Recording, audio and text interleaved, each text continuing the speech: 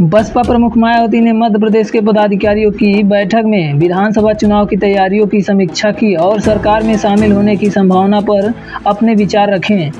नमस्कार दोस्तों, मायावती इन दिनों लगातार उन राज्यों के पार्टी पदाधिकारियों की बैठक ले रही हैं जहां विधानसभा चुनाव होने जा रहे हैं। छत्तीसगढ़, तेलंगाना और राजस्थान के बाद उन्होंने मंगलवार को मध्य प्रदेश के पदाधिकारियों के साथ बैठक की। बता दें कि मध्य प्रदेश में होने जा रहे विधानसभा चुनाव को लेकर बसपा सुप्रीमो मायावती ने कहा कि चुनाव होने के बाद बैलेंस ऑफ पावर बनने पर ही सरकार में शामिल होने का विचार किया जा सकता है। वह दिल्ली में मध्य प्रदेश के पार्टी पदाधिकारियों की बैठक ले रही थी। इसी दौरान उन्होंने कहा कि कर्मठ व ईमानदार उम्मीदवारों का ही चयन किया जाए। कई राज्यों में शक्ति का संतुलन बनने के बावजूद जातिवादी तत्वों द्वारा साम दाम दंड भेद के हथकंडे अपनाए जाते हैं। बसपा विधायकों को तोड़ लिया जाता है। इससे जनता के साथ विश्वासघात कर घोर स्वार्थी लोग सत्ता पर काबिज हो जाते हैं। इसीलिए आगे इन विधानसभा चुनाव में बैलेंस ऑफ पावर बनने पर लोगों की चाहत के हिसाब से सरकार में शामिल होने पर विचार किया जाएगा। आगे मायावती ने कहा कि इन राज्यों में धार्मिक अल्पसंख्यकों व मुस्लिम समाज का भला तभी हो सकता है जब मजबूत व अहंकारी सरकार नहीं बल्कि गठबंधन की मजबूर सरकार होगी। इस समाज के लोगों पर अत्याचार की खबरें लगातार आती हैं। यह दुखद है। इसका समाधान तभी होगा जब सरकार के उनके हितैषी प्रतिनिधि होंगे। मायावती ने सरकार से बाढ़ पीड़ितों की भी मदद करने की अपील की है। आपको बता दें कि मणिपुर, मध्य प्रदेश और उत्तर प्रदेश में हिंसा काफ़ी दिनों से थम नहीं रहा है।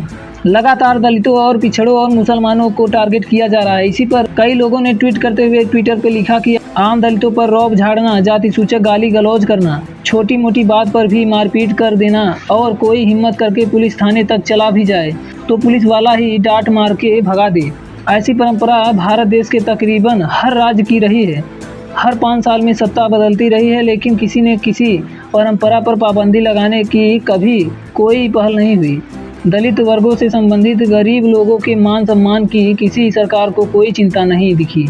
फिर देश के सबसे ज़्यादा आबादी वाले राज्य यूपी में एक दलित महिला मुख्यमंत्री चुनकर आई और फिर जहां पुलिस का कोई सिपाही या हवलदार गरीबों के लोगों की बस्तियों तक नहीं जाते थे, बहन जी की सरकार में उन्हें बस्तियों में डीएम, एसडीएम, एसएसपी, सीईओ, दरोगा, तहसीलदार और तमाम सरकारी कर्मचारी ये पूछने जाते थे कि आप लोगों को कोई परेशान तो नहीं कर रहा, किसी बात का कोई दुख तो नहीं, आप लोगों को कोई भी परेशानी हो तो हमसे संपर्क करना, हम आपके लिए 24 घंटे तैयार खड़े मिलेंगे।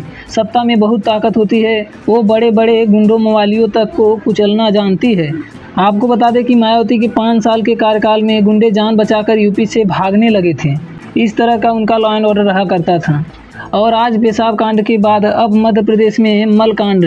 छतरपुर में रामकृपाल पटेल ने दलित युवक के मुंह में डाला मल। पंचायत ने पीड़ित पर ही लगाया 600 रुपये का जुर्माना। पीड़ित की शिकायत पर पुलिस ने मामला दर्ज कर आरोपी को गिरफ्तार किया।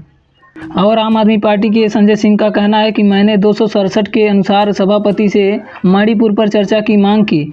जब नहीं सुना तो सभापति के पास गया, तब मुझे निलंबित किया गया। एक कारगिल के जवान की पत्नी को नंगा करके मणिपुर में घुमाया गया। पूरे देश का पूरा आर्मी का सर शर्म से झुक गया है। प्रधानमंत्री मोदी सदन में आकर क्यों नहीं जवाब देते? इतने बेशर्म हैं। हमारा धरना जारी रहेगा। सभी पार्टियों ने इस आंदोलन में अपना समर्थन दिया है।